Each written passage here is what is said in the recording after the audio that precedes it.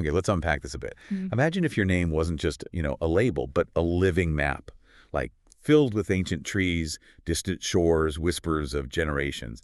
That's exactly what we're diving into today. Yeah. This compelling narrative of Aline Habib. Hmm. Our guide is this really rich TATANKA article, a musical journey through roots, exile, and return, and the conceptual album it explores. And this isn't just like a collection of songs. It's essays, lyrics, deep thematic dives. It paints this incredibly vivid picture of a cultural journey. It really does. So our mission for you, listening in, is to explore how identity isn't some fixed point, but it's constantly being assembled, named, sung, remembered. And Aline's story is, well, our guidepost for that. Yeah, and what's fascinating here, I think, is how this deep dive shows us that a single character, even a conceptual one like Aline, can hold so many universal themes. Yeah. You know, heritage, displacement, that feeling of being uprooted, and the search for home. It really raises this important question right at the start. How do we carry our history, not just in memory, but like in our very being, across generations? That idea of history living inside us. Mm-hmm. Yeah, that's powerful. And for Aline Habib, her journey kicks off with some really potent symbols. Yeah. Almost elemental, like the cedar of Lebanon. It's way more than just scenery in this album, isn't it? It feels like this profound national emotional emblem. An anchor. Absolutely. The cedar, well, for millennia, it's carried just immense weight. Culturally, religiously, politically, right across the Levant, that whole Eastern Mediterranean area, its longevity, the strong wood. It naturally becomes this image of endurance, of memory, and it's literally on the Lebanese flag today. Right. You see it constantly in literature from the region, so it's instantly recognizable. If you connect that to the bigger picture, the cedar acts almost like a mnemonic device, a memory trigger. Okay. It summons this whole archive of meaning, linking Aline's personal lineage, her family line, to this huge, collective, almost mythic history, gives her story these incredibly deep roots. You can almost feel that history in the track whispered in the cedars. The lyrics are, wow. They say things like, you came from cedars, you came from stone, and roots run deeper than I thought. It's not just poetry. It makes these ancient trees into guardians, you know, tied to the very idea of where you come from. Yeah. And I love how the lyrics mix the mountain and the sea. It reflects Lebanon's geography so well, grounding identity, not just in family, but in the actual land. Exactly. In the place itself. So from that grounding in landscape, the album shifts to something just as powerful, but maybe more personal. The name, Aline Habib. How does that become this intricate map? Well, that's where it gets really insightful, I think. Her name itself embodies this hybridity, this blend of different cultures, and carries its own codes. You've got Aline, which has that French feel, and then Habib, an Arabic surname meaning beloved. It literally carries migrations, cultural conversations, just in those syllables. Yeah. It's described as a private inheritance that is constantly interpreted by others, which highlights how identity isn't just internal, right? It's performed, it's received out in the world. The name is active, a dialogue. And the album really digs into that duality. It even gives specific tracks to each part of the name, like the French syllable. Yeah. It explores the elegance of Aline, calling it French light dancing on Levantine ground. Such a beautiful image of cultural fusion, almost ethereal. It is. But then you get Habib, beloved, and it focuses on that meaning beloved. It's presented as this centuries-old promise, an anchor of family. And what really struck me was the rap section in that track, talking about the great-grandfather carrying Habib tattooed on his heart like a rope. Why use rap there? What does that add? Oh, that's a great point. Rap, with its directness, its rhythm, its storytelling roots. It's such a potent way to carry this kind of deep, personal, inherited story. It's not just lyrics. It's a genre that allows for that raw emotion, that passing down of oral history. And that image, tattooed on his heart like a rope, it becomes almost visceral through rap. You feel it. It speaks to the burden and the strength, the pull of lineage. It amplifies that sense of something ancient, unshakable, tying the person to this deep ancestral promise. Maybe in a way a more conventional melody couldn't quite capture. It turns the name into a declaration, a personal anthem passed down. That really makes sense, how the music choice itself boosts the meaning. Yeah. So moving beyond these sort of static symbols and names, the album then maps out the actual physical journeys of diaspora. It shows how Lebanese communities spread out, left their mark far beyond Lebanon, creating this incredible global tapestry. Yeah, the sources are very explicit about the routes. Journeys across oceans to Brazil, settling in Montreal, even looking back to older Silk Road passages. And these travels, they weren't just about moving physically, they sparked these profoundly hybrid cultural forms. You find traces in language, in music that last for generations. The album doesn't just list the journeys, it dramatizes them, makes these individual family stories feel resonant, shared, communal, still echoing today. You hear it so clearly in specific tracks. It's almost like listening to a family photo album, but in sound. The Silk Road Memory introduces the great-grandfather, trade goods and stories. The lyrics paint this picture.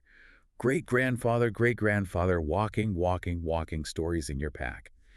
It evokes this ancient epic travel, not just for trade, but for cultural exchange, too. Exactly. Then, totally different vibe, war-stitched linens. It shifts to the grandmother's resilience. I mean, imagine embroidering linens during a war. Each stitch a prayer for survival. Such a powerful image. It really is. And the chorus nails it. What holds us when the world breaks down? Thread by thread, prayer by prayer. It shows how craft, creativity, just simple persistence becomes this profound way of holding on, keeping identity, hope alive when everything's chaotic. It's a beautiful way to show how culture isn't just in the big stories, but in those intimate, everyday acts of resilience, of creation within the home, vital acts of preservation, really. Definitely. And the journeys keep going, closer to Aline. Brazilian shores tells her father's story, carrying cedar dreams across the Atlantic. But what's striking there, beyond the story, is the music itself. You clearly hear bossa nova rhythm blended with Arabic darbuka and flute. How does that specific sound fusion communicate the diaspora experience better than just words? What does that blend feel like? Oh, that musical blend in Brazilian shores it's masterful. The bossa nova itself, it has that inherent longing, right? That sophisticated melancholy.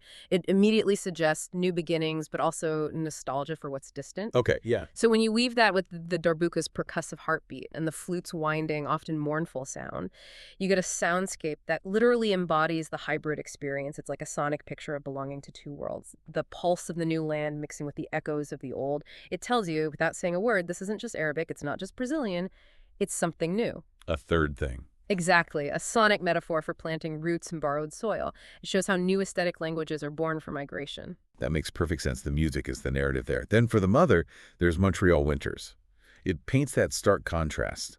Snow, foreign streets, but warmth found in Lebanese food, lullabies. The lyrics capture it so well. Snow can't touch what we keep inside. Love that crossed an ocean wide.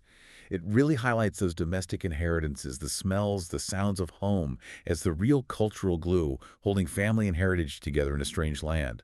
Okay, so if we connect all this, the cedars, the names, these incredible multi-generational migrations, it raises a big question. How does one person, Aline, embody all these stories, all these places and movements to form this complex hybrid self? What's that like inside? And that really gets us to a core insight of the album, I think.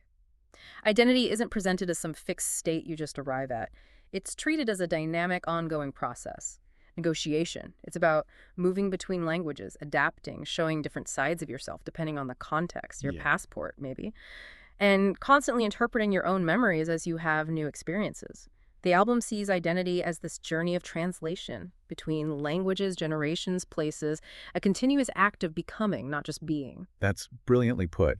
And it's fascinating how a track like The Map of Her Name captures that exact idea. It calls Aline Habib, both paradox and map, a wandering identity. It starts with such a relatable struggle. Lyrics like, half and half, never whole, where do I call home? Yeah, that feeling. But then it evolves beautifully to this powerful realization, half and half, now I know I am my own home. That's a huge shift, isn't it? From looking outside for belonging to finding that wholeness within yourself. A really profound arc. But it's not purely internal, right? There's also how others see her. The assumptions, Mirror of Assumptions, talks about strangers projecting Lebanon, exile, and longing onto her name. The lyrics really nail this. They see Lebanon in your eyes. They see exile in your sighs. They see longing you never said. Stories living in their head. It emphasizes that social labor involved in carrying a name that people instantly read as a whole story, often without knowing you. It's such a clear picture of the gap between lived experience and the often simplistic stories others impose. Your name becomes this kind of public stage where others play out their ideas of your heritage, which can be, both pride and a heavyweight. Yeah, absolutely. And that leads to those complex feelings in the beloved exile, that ache and pride of belonging everywhere and nowhere, carrying a name that always signals diaspora. The lyrics capture it perfectly. I'm an everywhere daughter, nowhere girl. Carry my roots in a suitcase. Watch them unfurl. Oh. It's this embrace of a fluid, always moving identity. So with all these complex layers, identity, memory, migration, what does this ultimately say about the role of music itself? How does music become not just a reflection, but an active force in navigating and maybe even healing these experiences? Well, music in this whole context is shown again and again to have this incredible capacity to carry history, yes, but also to help heal the wounds of displacement. It really functions as both vehicle and archive. It preserves the sounds, the rhythms of home, but also offers new ways to express sorrow, joy, the sheer complexity of belonging. There's that quote from the Lebanese-born writer Gibran, right? Music is the language of the spirit. It opens the secret of life, bringing peace, abolishing strife. That really sums up the album's deep belief in music's power, to connect, to foster understanding, maybe where words alone can't reach. And you don't just hear that philosophy, you feel it in the arrangements. They're so rich. You have instruments like the duduk, the oud, the quanun, with all that history. Deep resonance, yeah. Blending with modern cello, ambient synths, even that warm bossa nova guitar. Yeah. These aren't just decorations, are they? They're like dialects within a single musical tongue. Yeah. For instance, that ancient haunting sound of the duduk. When you weave that into a modern synth landscape, how does that let us access memories or feelings that maybe words struggle with? No, the synergy there is genius. The duduk, with its profound, almost spiritual sound, it carries millennia of emotion, of memory. Ah. So when you hear that sound placed against, say, expansive, maybe ethereal synths, it creates this bridge across time. Okay. The synths offer a modern, maybe universal space, while the duduk drops this concentrated dose of ancient longing or joy right into that space. It lets you, the listener, experience the emotional continuity of a lineage. You feel the echoes of ancestors, but in a contemporary moment. Wow. It's a really profound way of, as notes say, stitching together fragmented identity. And those repetitive refrains you hear throughout the album, they work almost like a ritual, inviting us to process, to integrate all these different pieces. It's a deeply immersive way to experience cultural memory. That's a fantastic description. Yeah. It makes listening itself feel like participating in this identity journey. And speaking of journeys, the album culminates in this powerful idea of return. But it's not a simple homecoming, is it? It's not about erasing the past. Exactly right. The return presented here is not naive restoration, but complex reconciliation. It acknowledges all the changes in the person, in the homeland, while still deeply honoring what lasted. It sees return as both an arrival and a new beginning. You mentioned 𝗧𝗔𝗧𝗔𝗡 earlier. His idea of the unhealable rift of exile, that sense of being forever split. Yeah. Well, return, in this context, isn't about magically closing that rift. It's more about finding a way to live meaningfully within it, embracing that duality. If we connect it to the bigger picture, return becomes this profound reinscription of family memory onto the present. Not erasing the past, but making it vital for what's next. You see that so beautifully, so tangibly in Return to the Cedars. The lyrics are incredibly tactile. Walking with a tall tree stand, breathing what my mother breathed. It's reconciliation through touch, through breath, Yeah. not just thought. And the music matches it with that rising orchestral fusion. It feels like an emotional peak, offering this real sense of catharsis, of wholeness. And what's truly illuminating, I think, is the album's ultimate argument. That identity is this practiced work, something we actively assemble, name, sing, remember, rather than just a fixed origin point we're born with that feels like its core empowering message. Yes, and that idea gets reinforced when memory itself becomes inheritance, and these songs become lessons for the future. The album ends with a vessel of history, where Aline's name itself becomes a vessel of memory, love, and endless rebirth. The lyrics capture it perfectly. Names are vessels, love carrying history home, and you are the keeper now of all we left behind. It's this really inclusive vision of legacy, everyone connected as a keeper. Beautifully put. Wow. What an incredible deep dive into identity, migration, the profound role of music. We've seen how cedars, names, ancestral journeys, even the sounds of different places weave together to create this unique, powerful sense of self. Alina Habib's story through this album really reminds us, doesn't it, that our identity is constantly being written, revised, sung into existence. It really does. And this deep dive, I think it leaves us all with a really important, maybe personal question to ponder. If every name is a vessel of history, what forgotten stories, what unwritten melodies might your own name carry? How might understanding its origins, its journey, open new chapters in your own personal story of belonging? Something to definitely reflect on. Maybe even start your own deep dive into your family's narrative. Thanks so much for joining us on The Deep Dive.